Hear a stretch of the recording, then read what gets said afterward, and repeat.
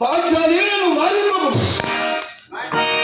కుమార ఏల నీవు ఆత్మహత్య కొడంబడదు. ఓ వాసుదేవ ఓ పాంచాల రాజపుత్రి భీమకోమాన్ని ప్రజ్వలింపజేయ కట్టెలు విడిచిపెట్టినట్లు మాట్లాడుతుంది. సహదేవ కుమార కొడలు వచ్చిన ఉర్ల గిన్నెమెట్టు మాట అననివాడు ఉరుల తెచ్చిన